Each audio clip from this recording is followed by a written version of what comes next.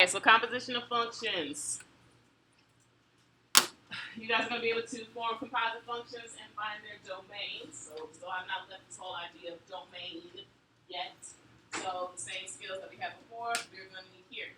So again, something else that you guys have seen from your previous classes with composite functions. Ways to show that functions are being composed is when you see an open circle between two functions, such as f open circle g. Very different from f closed circle g. What does the closed circle mean? Huh? It means times, okay? So this and this are two different things. This one means multiply, this one means do the composite. So that's one way you can see composite functions, or you can see them as one inside of the other.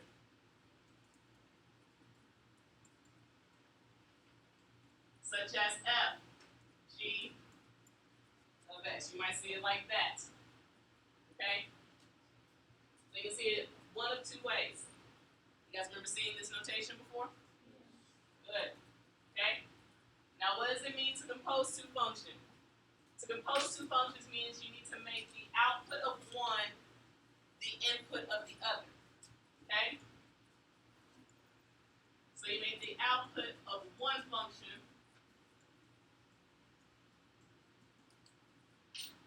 the input of another.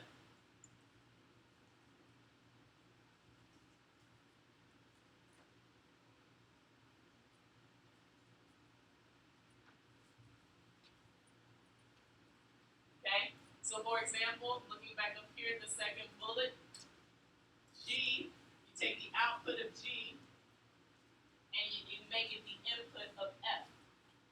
And you always start with the innermost function.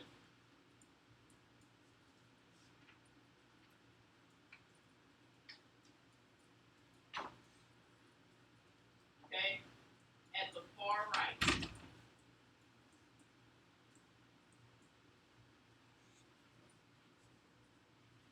So you always start with the inside, the one that's to the furthest right. So you start with the inside function furthest right, and then you work your way outward.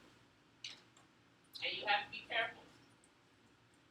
F of G does not always equal G of F.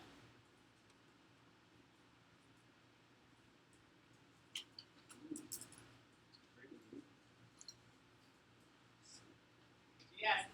All right, so looking at an example. You have f of x equals 2x plus 3, and g of x equals x squared. Okay, x is basically just a placeholder. Okay, so if you need to, just consider that the input. You're putting in x, okay, into one function. So if you have g of f of x, your innermost function is f of x. Okay, so that means you're going to literally plug f of x in for g.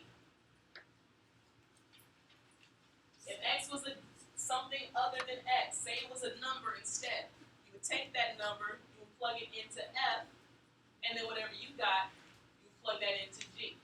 Okay? Here's an example right here.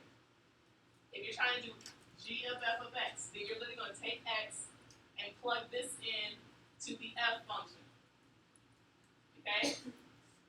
That's where they get 2x plus 3. You really don't have to do anything special if it's just x. But then when you plug it into g, you are literally replacing every x with f. Does everyone see that? So your final answer would be 2x plus 3 in parentheses squared. You've seen this before, yes? Algebra 2. Even algebra 1. You did this. Okay? Not too challenging, I promise. Just remember, you start with your innermost function, usually the one that's to the far right, and you plug it in. So we're going to look at a few examples. You have f of x equals x squared. G of x equals the square root of x plus 1, and h of x equals 2x plus 3. We're going to do a few compositions with these functions. whole page. I'm going to do, I have 4, but if you guys are still struggling, I'll add in extras if I need to, okay? But you got that whole half page. So we'll start off pretty simple. We'll do this first.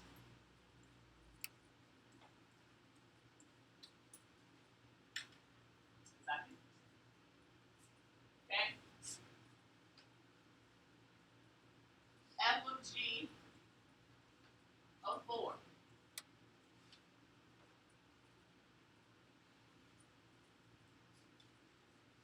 So what are we starting with? The 4 is going to go into what? Into G. Because this can also be written like this, guys. If you don't like that notation with the open circle, then write it like this. But sometimes that might be easier to see that 4 has to go into G. 4 has to go into G, and then that answer has to go into F. So let's take a look. Plug 4 into G. That's the square root of 4 plus 1. And we'll see how I took 4 and I plugged it into G. What's the square root of 4? 2. What's 2 plus 1? 3. So this turns into F of 3. So now you plug 3 into F. So it's going to be 3 squared, which is what? 9. And that's your final answer. F of G of 4 is equal to 9.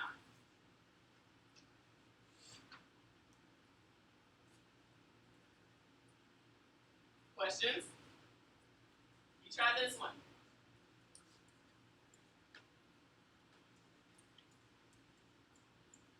Try this one.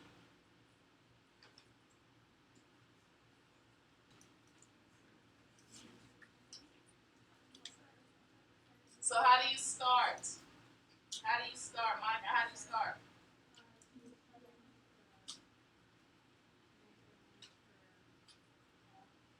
You plug -1 in for F.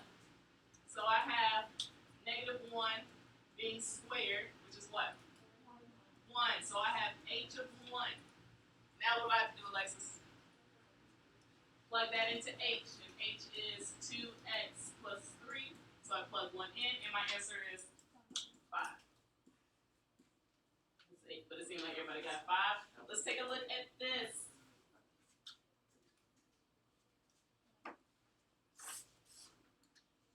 Do this one.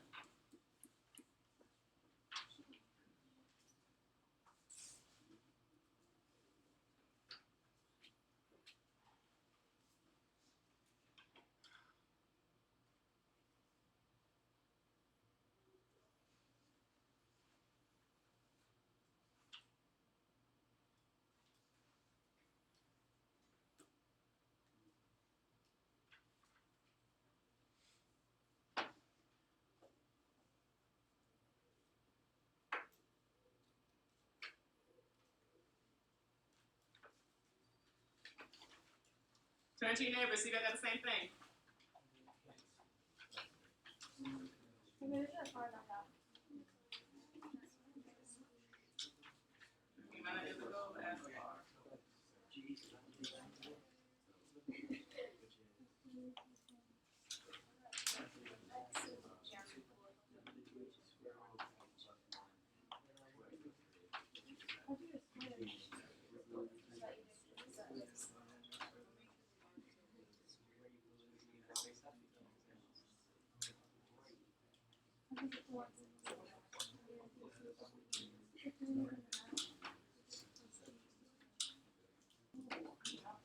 All right, so Savannah, what did you get?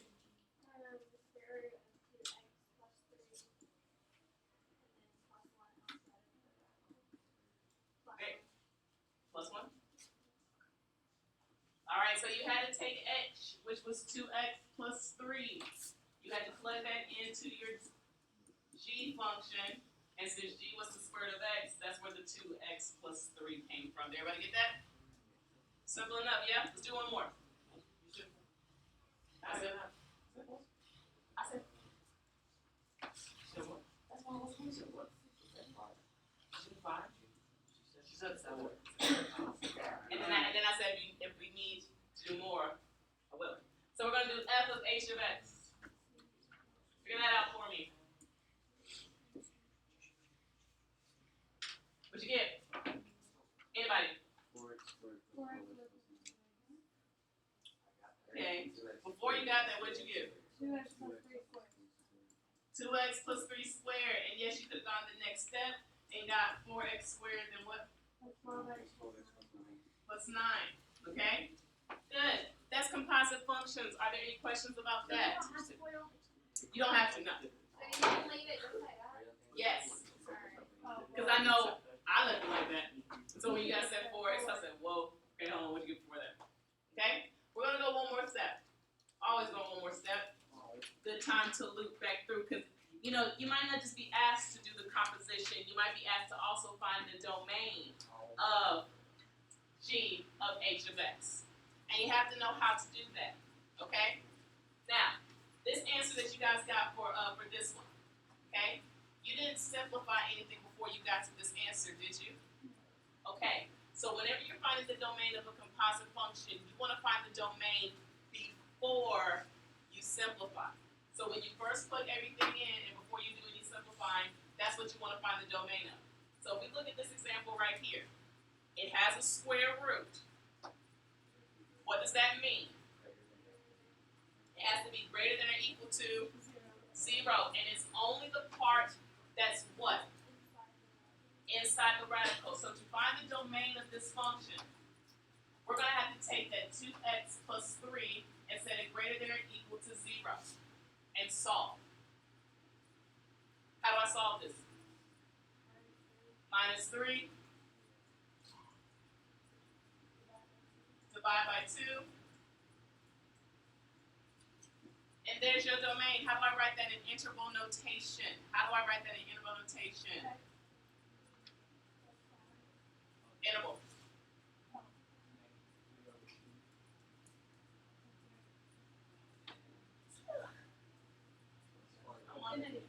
To infinity.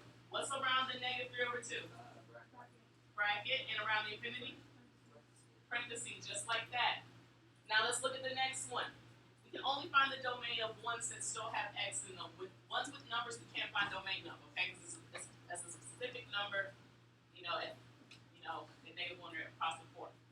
So only for the third and fourth can we find the domain. All right? Now this one, before we simplified it, get 4x squared, etc., we had this. What's the domain of this type of function? All real, negative infinity to positive infinity. And you can write this in set notation, either or, it's your choice. See, I don't like the way my infinities look. Okay, so I used to try to opt for interval because I don't like my infinity. But I could have wrote x such that x is the element of all real numbers. But you take it from before you simplify. Okay? Questions about domain of composite functions? Same stuff we've been doing. Okay? Now, before we continue, I don't know, but I definitely plan to get through the rest of this, so we're going to have to push. So here we go. I want you guys to get down these examples. We're going to be decomposing a function next. These are your basic directions with decomposing a function. It says find two functions f and g such that h of x is the composite of these two functions. Neither function may be the linear function f of x equals x. So when you're decomposing a function, basically you are taking one function, trying to figure out what two functions created this function. And one thing that's going to be really, really helpful with this is knowing your parent functions. Okay? If I look at A says h of x equals the square root of x cubed minus 4. Does anybody see one of our parent functions inside of this? What parent function do you see? Say what? Square root of x. If you can recognize one of your parent functions, that is going to be f of x. Okay? And the reason why I say that f of x is going to be the square root of x is because, look, this looks exactly like h, except instead of an x, what's there? it's going to be an x cubed minus 4, correct? Like if I took x cubed minus 4 and I plugged it into the square root of x, wouldn't I get h?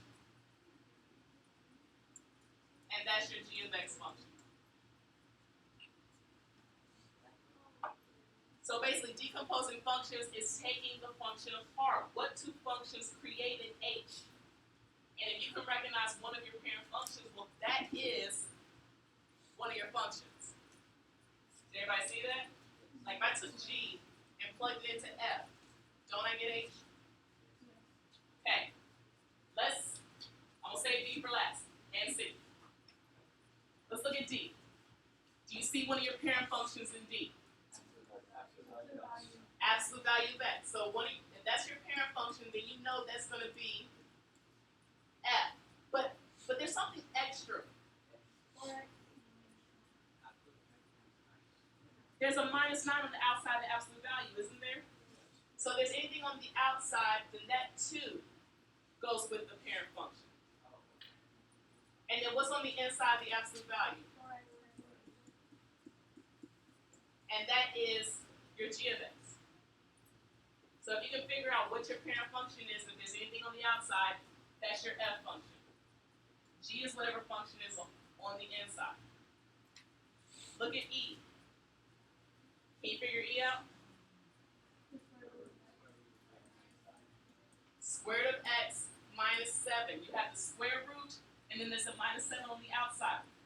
So that's f, making g what?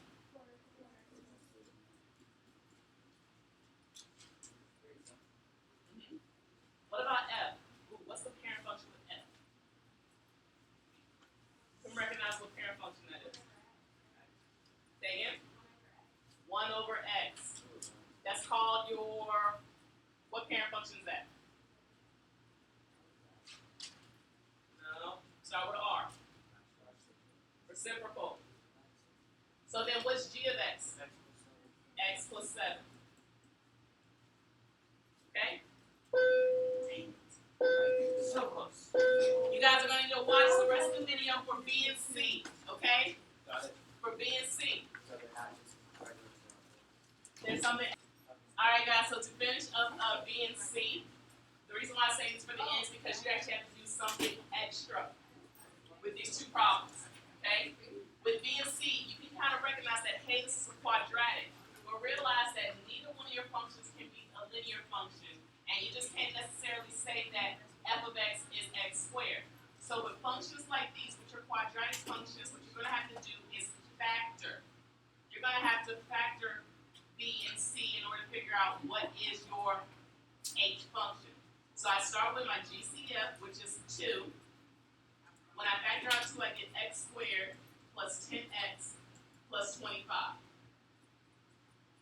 And then I can see later that x squared plus 10x plus 25 can actually factor down some more to get x plus 5 times x plus 5, which can be written x plus 5 squared.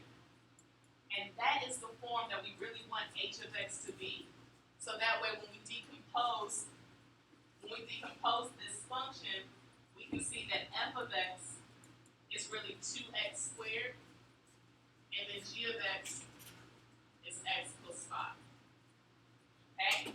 So this only applies with your quadratic functions. You're going to have to factor it to get it into a factorized form, because then you can see a little bit better what are the two functions that are composed to get you h of x. Let's take a look at this one. You've got another quadratic, which means you need to factor it. And then we look, x squared minus 2x plus 1 can factor down to x minus 1 times x minus 1, which can be written as x minus 1 squared. So that's really h of x, which means that our two functions are going to be x squared and then x minus 1. Because our parent function is the quadratic, so that's where the x squared came from, and then we plug in x minus 1 to get h of x. Okay? So go ahead and use that to help you complete your homework, and I'll see you next class.